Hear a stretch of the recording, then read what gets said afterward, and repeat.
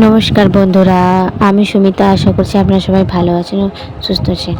আমি পূর্ব মেদিনীপুর জেলার তামলুক শহর থেকে বলছি।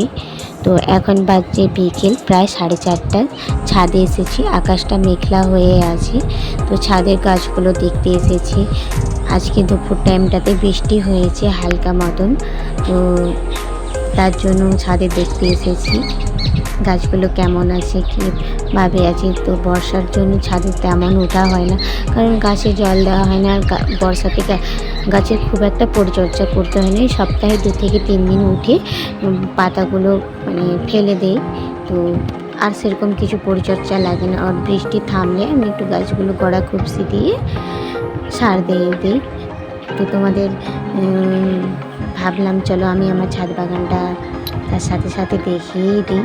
এই বর্ষাতে আমার কয়েকটা গাছ কেমন হয়েছে, ফুল কেমন এসেছে। এই যে দেখো দোপাটি গাছটা, এটাতে কিন্তু ফুল চলে এসেছে, কিন্তু এইগুলো একটাও আমি কিন্তু লাগাইনি। এগুলো সব আমার আগের বছরের দোপাটি গাছ ছিল, তার সব বীজ পড়ে পড়ে এই চারাগুলো হয়েছে।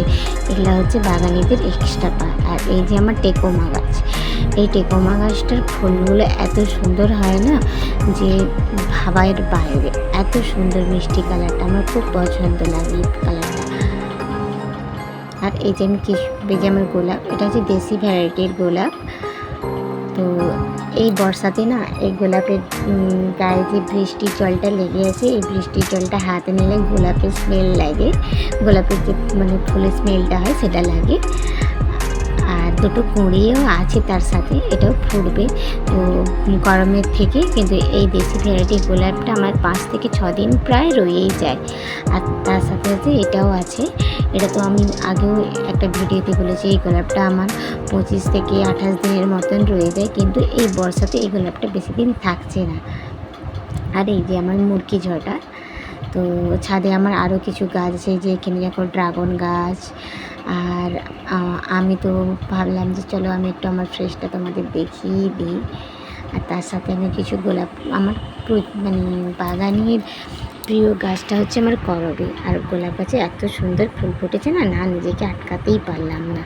এই যে দেখো এই ফুলটার কুঁড়িটা কি সুন্দর হয়েছে, ফুলটার কুঁড়িটা যার বলার বাইরে। চলো এবার নিচে যাই।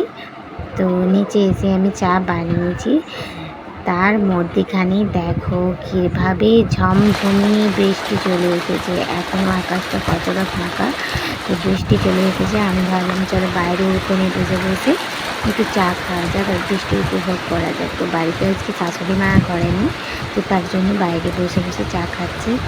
আর গিয়ে উপরে জানলাটা লাগিয়েই দিলাম, কারণ সন্ধ্যা হয়ে এসেছে, সন্ধ্যা দিতে হবে।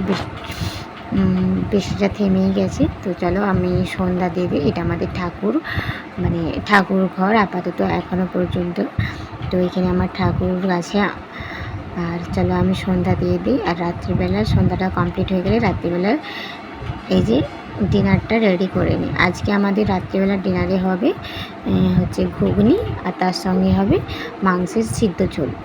মেয়ের জন্য মেনলি মাংসটা হবে, আর আমাদের জন্য হবে ঘুগনি। আমরা 3 জন খাবো। তো এই যে ঘুগনির মটর। আর চলো তোমাদের ভিডিওটা কেমন লাগছে আমাকে জানিও, আর ভালো লাগলে ভিডিওটা লাইক করে দিও, আর সবাই পাশে থেকো।